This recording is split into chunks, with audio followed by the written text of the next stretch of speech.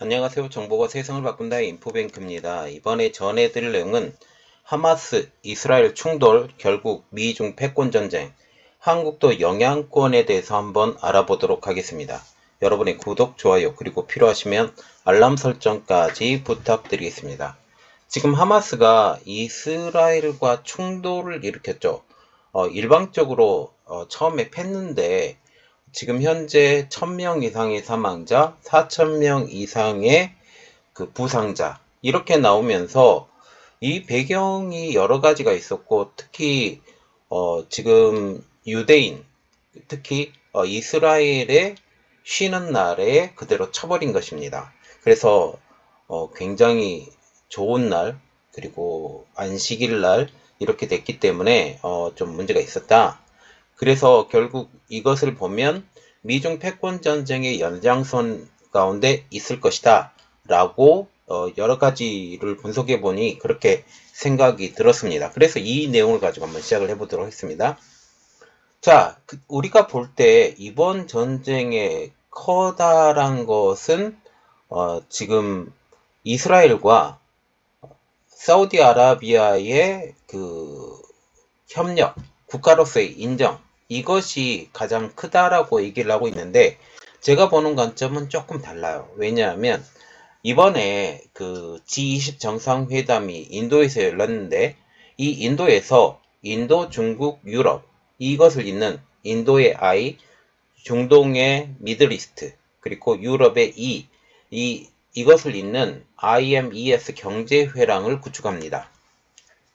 이 IMES 경제회랑이 결국 동쪽으로 연결이 되면 필리핀까지 연결이 되죠. 그리고 지금 중앙아시아도 미국의 영향권 안에 들어가고 아제르바이잔 그리고 조르지아 이 흑해 부분까지 다 연결이 돼 있는 상황입니다.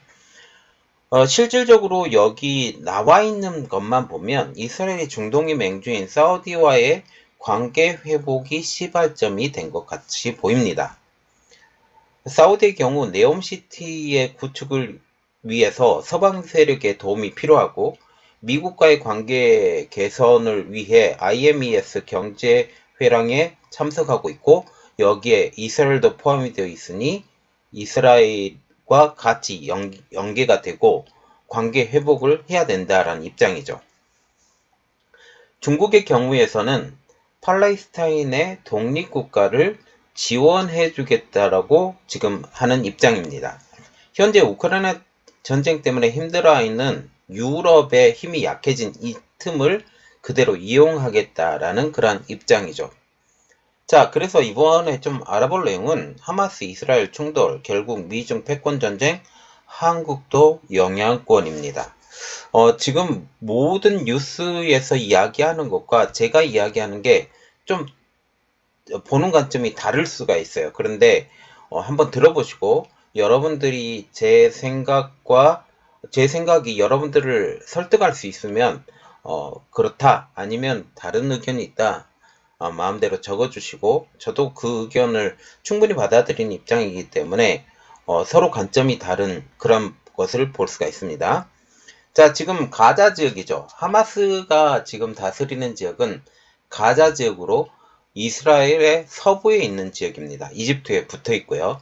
그래서 이 가자 지역에서 지금 그림을 보는데 이 녹색 부분 그리고 파란색 부분을 쳤습니다.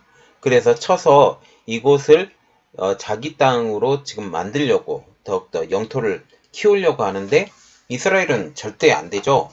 가자 지역을 이번에 완전히 복속시키겠다라고 지금 얘기를 하고 있는 상황입니다. 우리가 정말 봐야 되는 것은 이 하마스를 지지하는 중국, 특히 팔레스타인도 지지하는 중국입니다. 중국 주재 이스라엘 대사관은 8일 이 X가 트위터의 지금 후신이죠. X를 통해서 이렇게 말을 하죠. 이스라엘은 중국으로부터 하마스에 대한 더 강력한 비난이 나오기를 기대해야 한다. 이 배경이 또 있어요. 이 배경은 제가 조금 더 이따 다시 얘기해 드릴게요. 그런데 하마스의 편을 들어주고 있는 중국을 볼 수가 있죠. 중국은 유엔의 안보 이사국 중에 하나입니다.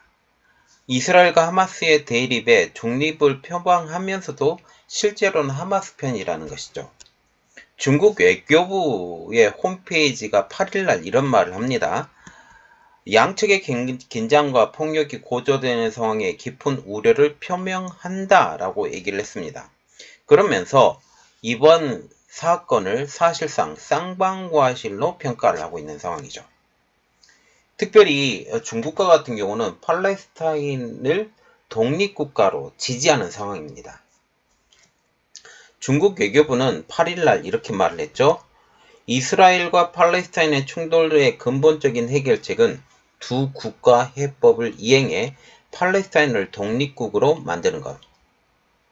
각자 독립국으로 만들어야 된다라고 지금 얘기를 하고 있습니다. 그런데 서방의 입장은 전혀 다른 입장이죠.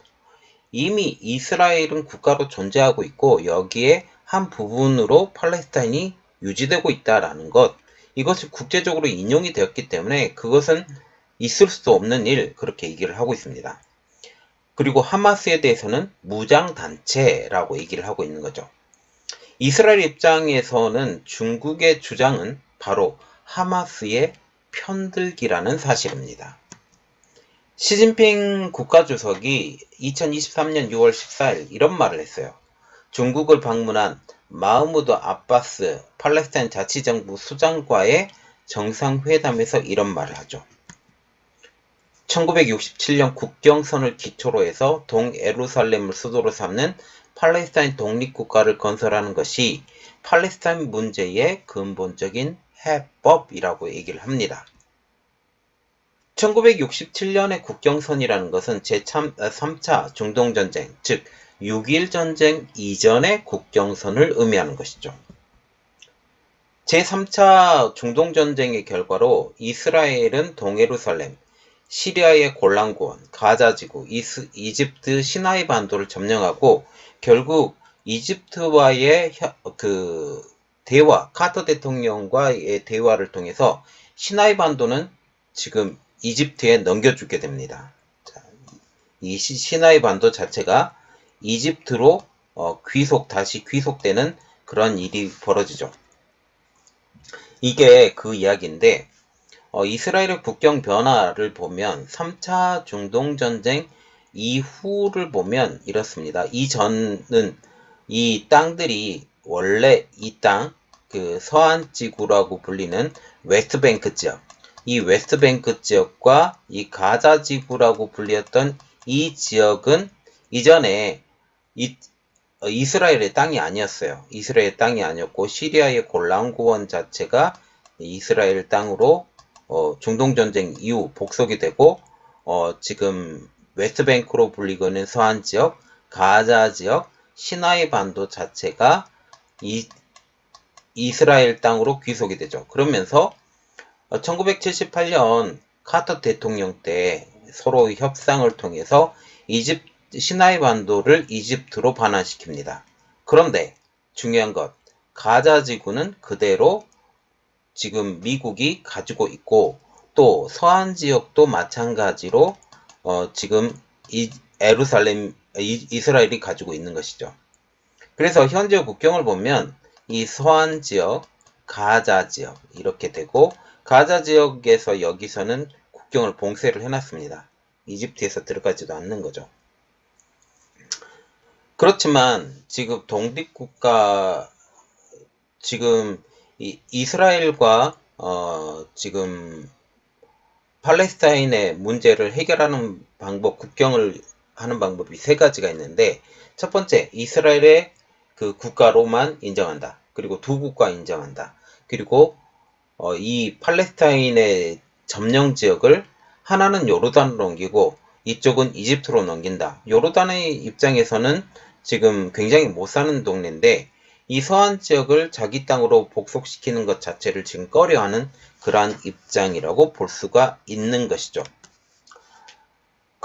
이러한 중국의 입장에 대해서 이스라엘은 비판합니다. 그리고 아까 처음에 언급했다시피 중국에서 더 강력한 발언이 나오기를 원한다. 우리에게 맞는 입장으로 발언하기를 원한다라고 얘기했던 것이 바로 1974년 이후의 땅이 아니라 이전의 땅으로 다시 바꾸어서 이 팔레스타인 지역을 자치국가로 하는 팔레스타인 자치국으로 만들어야 된다라고 지금 얘기를 하죠.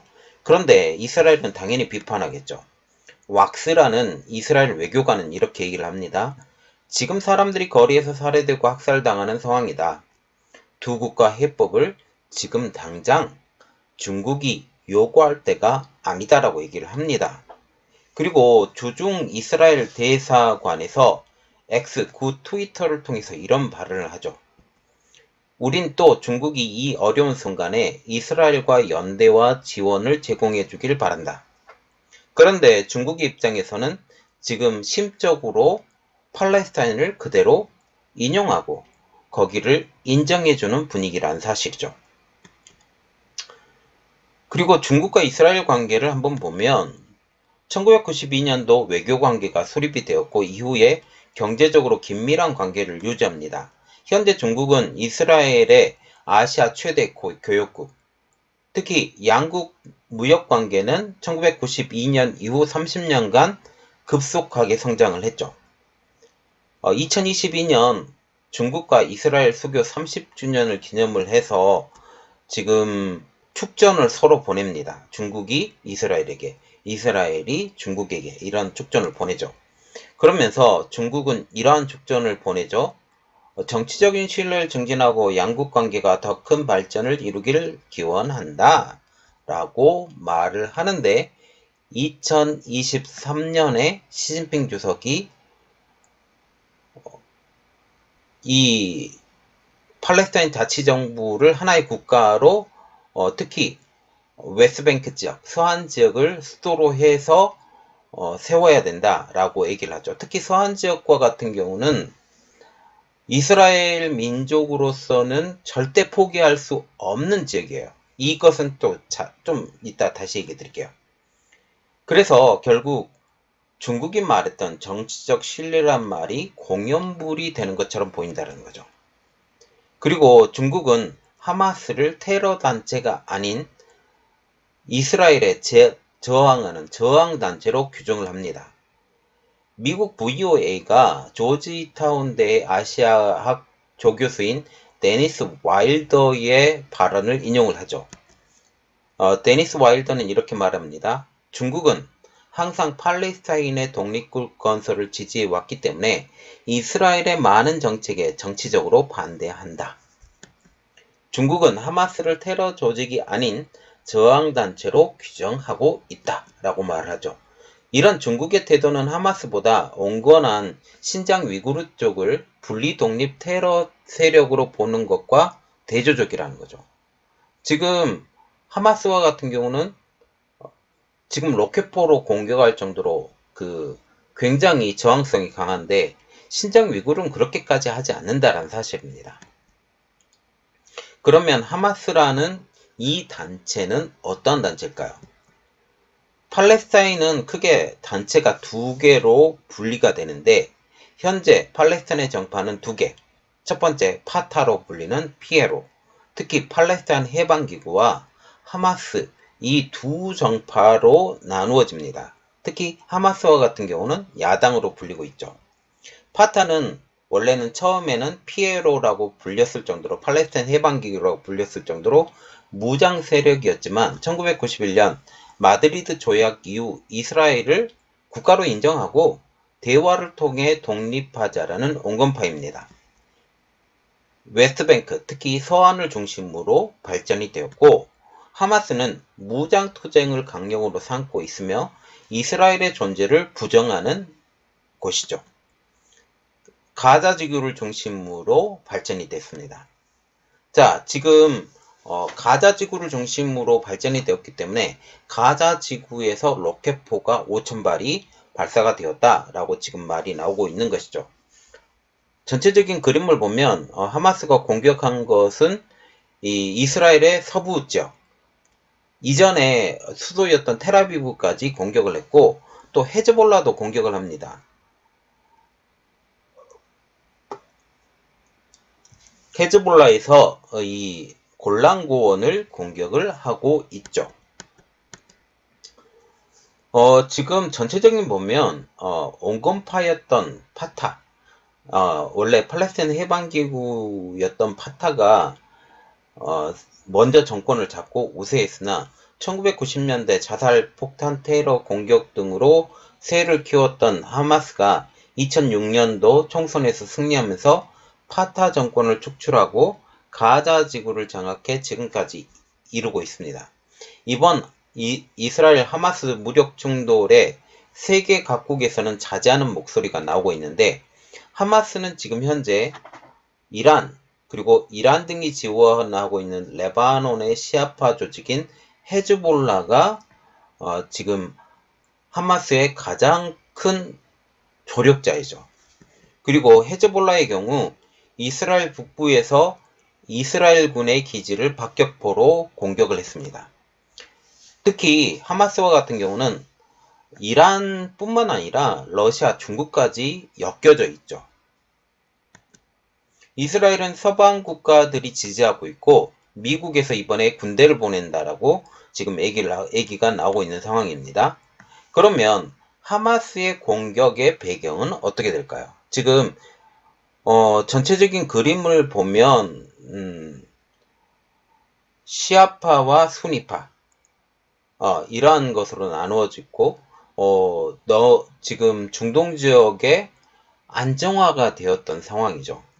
그러면서 하마스가 지금 가장 기치를 올리고 있는 것은 사우디의 이스라엘의 국교 정상화 반대, 그리고 두 번째로 볼 수 있는 것은 이스라엘의 극우 연정 때문에 우리가 이스라엘을 공격할 수밖에 없다, 이렇게 얘기를 하고 있어요.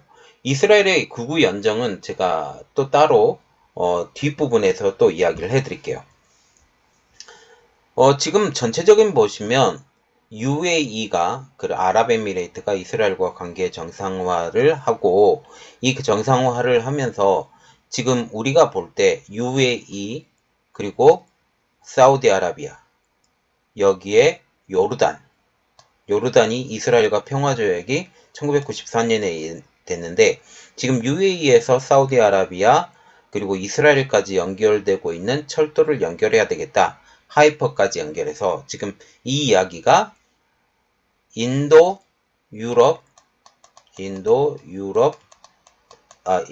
미들이스트, 중동, 유럽 경제회랑이라는 거죠. 이 경제회랑을 하는데 지금 사우디아라비아가 평화조약 요르단 빼놓고 UAE 연결이 되었고 정상화가 되고 이렇게 연결해 나가려고 준비를 하고 있었다는 거죠. 지금 이스라엘과 관계 정상화한 아랍국들을 보면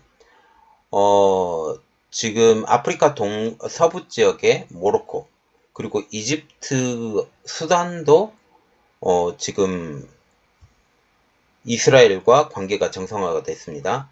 중동 지역에서는 지금 요르단, 그리고 아랍에미레이트, 바레인, 이제 사우디아라비아까지 연결을 하려고 하고 있죠. 이것은 자료로 좀 봐주시고, 자, 그리고 우리가 좀 눈여겨봐야 될 것은 사우디가 이스라엘과 국교 정상화를 왜 하려고 하느냐. 아까도 언급했다시피 이제 네옴시티를 만드는데 중국의 기술 가지고 안 돼요. 중국이 건설 기술이 있다고 할지라도 한국의 기술보다 더 못하거든요. 한국의 정보 처리 기술도 더 낮습니다, 중국보다. 그래서 전체적인 그림을 보면 지금 네옴시티가 더욱더 발전하고 부강을 하려면 유럽의 자본들이 여기서 키워야 되고, 지금 아랍에미레이트가 지금 엄청나게 성장을 해나가는데 이 엄청나게 성장을 해나가는 가장 큰 원동력이 유럽의 자본들이 여기에 들어와서 했던 것이죠. 미국의 자본도 많이 들어왔고요. 이것을 보고 지금 사우디가 네옴시티를 만드는데 이 네옴시티를 키우기 위해서 지금 서방 세력과 가까워져야 되고, 지금 미국과 특히 조 바이든 미국 대통령과 관계가 나빴는데 어떻게 해서든지 눌러붙여서 지금 관계가 좋게 하면서 특히 이스라엘과도 국교 정상화를 하려고 하고 있죠. 지금 사우디가 볼 수 있는 그러한 이야기, 이스라엘과 국교 정상화 배경을 보면 네옴시티의 성공을 위한 서방의 도움 및 이란의 견제라는 거죠. 이란의 견제는 핵에 대한 견제. 우리가 이란이 핵을 갖고 있다면 우리도 반드시 핵을 갖고 있어야 돼 라고 지금 얘기가 나오고 있습니다. 지금 보시면 인도, 중국, 유럽의 경제회랑을 구축한다. 이 경제회랑은 사실상 중국의 1대1로를 겨냥한 것이다 라고 말이 나왔습니다. 그리고 두 번째, 우라늄 농축 기술의 이전.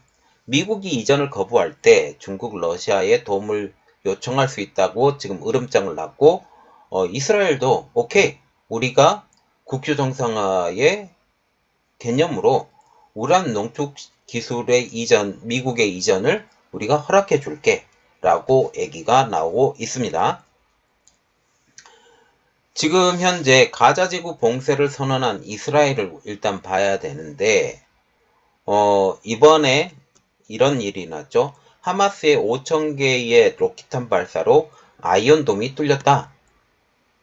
하마스는 미사일이 수백 달러에 불과하지만 이스라엘의 요격 미사일은 수천 달러에 달한다. 한 발에. 수천 발의 로켓탄이 동시에 쏟아져 아이언돔이 제대로 작동하지 못했다라고 얘기를 하고 있습니다. 이번 하마스의 공격으로 사망자는 1,000명이 넘고 부상자는 4,000명이 넘고 지금 현재 이게 계속 진행 중이기 때문에 이 숫자는 더 늘어나면 늘어나지 줄어들 가능성은 전혀 없다라고 보시면 됩니다. 특히 이스라엘과 같은 경우는 이번에 가자지구, 특히 하마스를 완전 격퇴를 선언을 했습니다. 이스라엘은 하마스가 통치 중인 팔레스타인 가자지구를 완벽하게 봉쇄하겠다라고 선언을 하고 외부 물자가 들어오지 못하게 한다라고 지금 얘기하고 있습니다. 요아브 갈란트 이스라엘 국방부 장관은 9일 이렇게 말을 했죠. 가자지구에 대한 전면 봉쇄를 지시했다. 전기도 음식도 연료도 없을 것이며 모든 것이 폐쇄될 것이라고 얘기하면서 많은 이재민들이 많은 주민들이 이 가자지구를 떠나기 시작했다라고 지금 얘기가 나오고 있습니다. 그리고 유럽도 팔레스타인에 대한 지원을 축소하기로 합니다.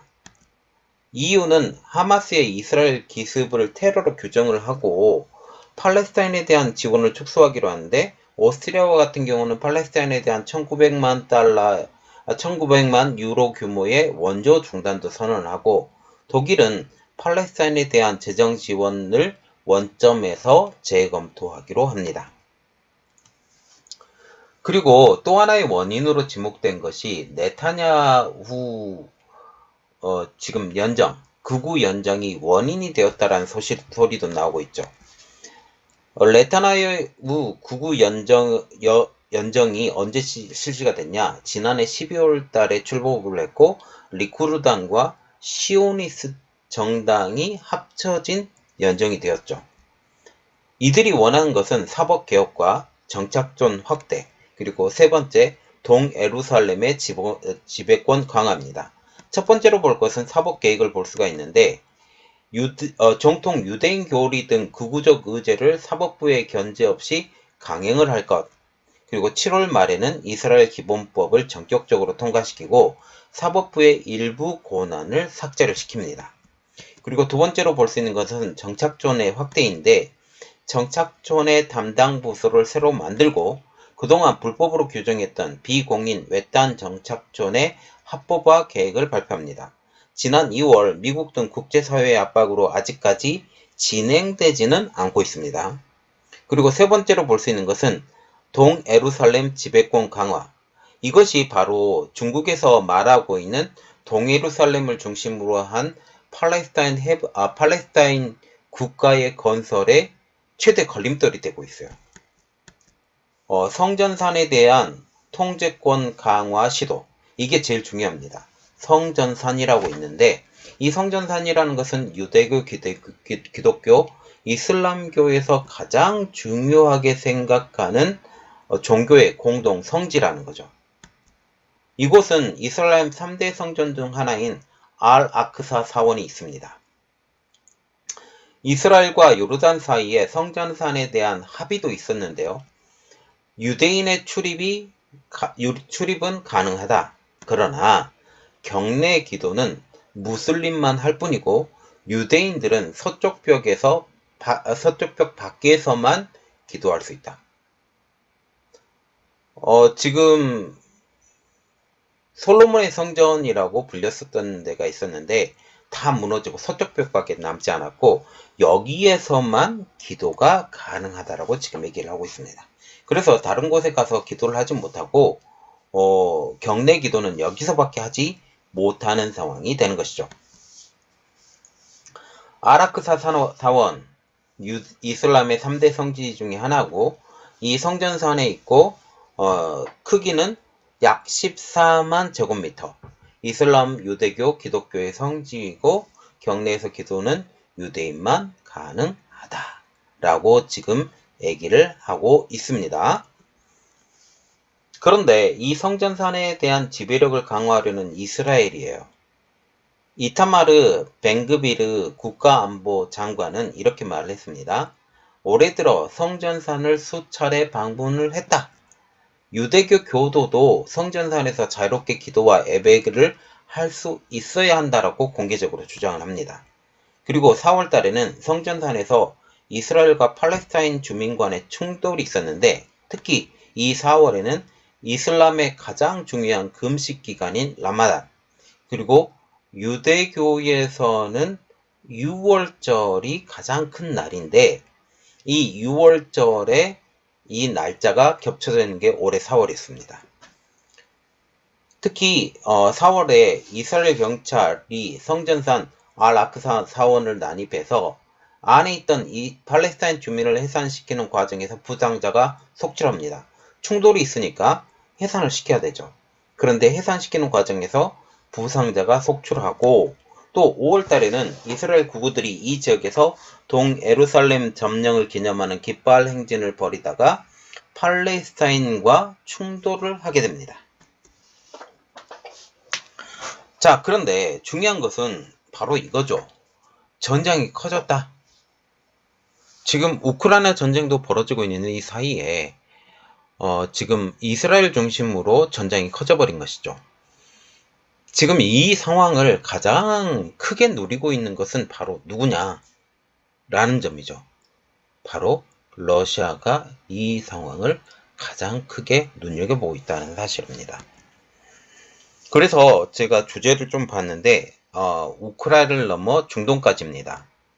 이번 하마스의 공격에는 배후에 이란이 분명히 있을 것이고 그 뒤에 러시아가 도사리고 있다는 사실이죠. 또한 중국도 안보리에서 하마스를 정책적으로 지원을 하고 있습니다. 그리고 실질적으로 중국의 자본들이 하마스에 들어갔다라는 이야기도 나오고 있는 상황이죠. 그러면 결국 이번에 우크라이나 경제 수반이 중국을 방문했을 때 나는 이것을 지원한다 라고 말을 했을 정도라는 거죠. 그런데 이 문제가 단지 이스라엘 문제로 끝나지 않는다라는 게 문제입니다. 한국에도 위협이 된다는 사실이죠. 특히 남중국의 긴장감이 고조가 될 수 있습니다.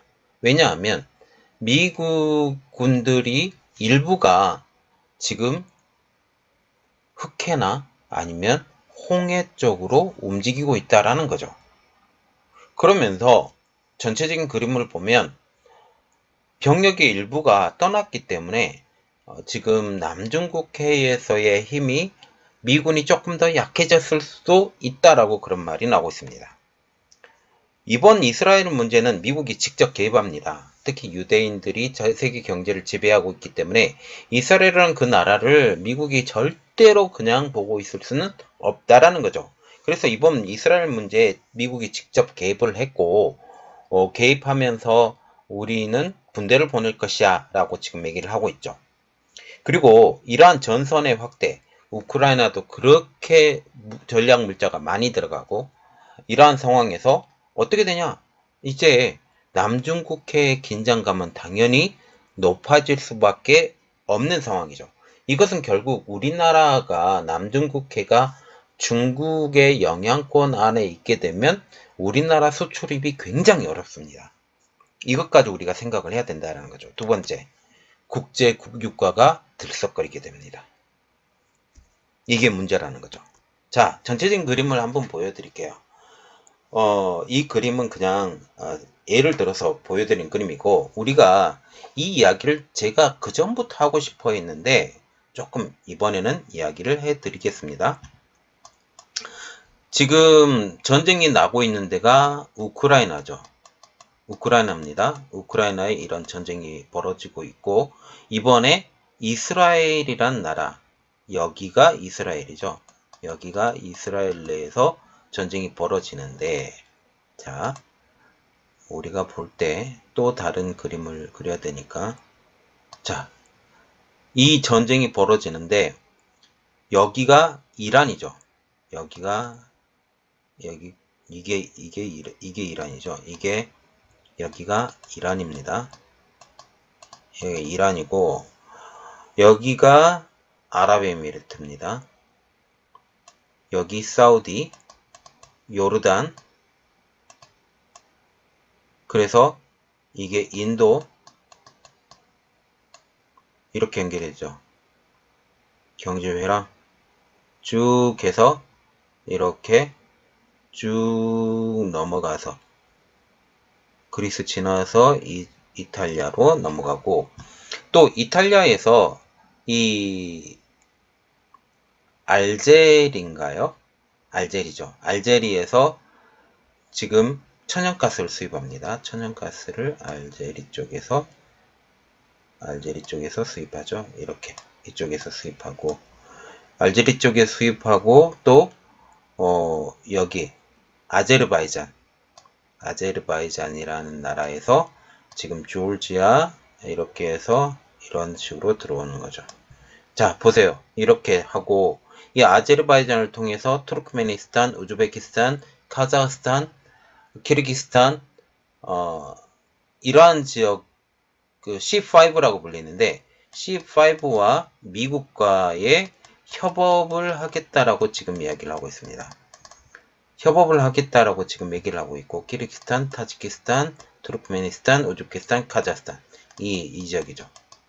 이 지역과, 그리고 여기 인도를 통해서 방글라데시, 태국, 여기서 라오스, 베트남 이렇게 연결하고, 여기가 필리핀이 되겠죠. 이 정도가 필리핀이 될 건데, 그런데 1대1로를 완전히 깨부십니다.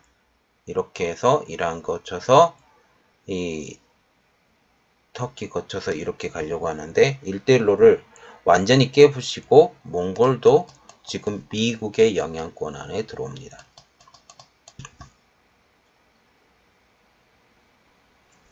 결국 이번 전쟁은 지금 중국이 미국과 이스라엘과 관계가 틀어졌어요.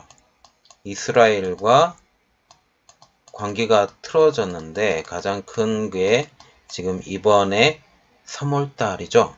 3월달에 이 경제수반 만나서 웨스트뱅크를 중심으로 경제 수도를 만들고 지금 이렇게 해야 된다라고 지금 얘기를 하고 있습니다. 여기에 그 나라를 만들게 되면 중국의 1대1로를 만드는 효과도 있어요. 결국 1대1로에 팔레스타인을 끼워 넣겠다. 1대1로에 팔레스타인을 끼워 넣겠다라고 얘기를 합니다. 팔레스타인을 끼워 넣게 되면 여기 어떤 일이 벌어지냐? 팔레스타인이 있고, 여기 이집트, 이란, 이라크, 시리아, 이란 쪽과 다 연결이 된다라는 거죠. 결국 우리가 봐야 될 것은, 미국도 이것을 물러나기가 어렵다. 현재 이 이스라엘과 하마스 전쟁에서 미국은 철저히 이스라엘 편이 돼야 되고, 이 하마스의 이러한 세력이 커지게 되면 중국의 세력이 결국 커지는 상황이 되기 때문에 결코 그냥 두고 보지는 않을 것이다 라고 생각을 할 수 있습니다. 자, 여러분들은 어떻게 생각하시나요? 그리고 저의 내용이 여러분들에게 도움이 됐다고 생각을 하시면 구독, 좋아요, 그리고 필요하시면 알람 설정까지 부탁드리겠습니다. 감사합니다.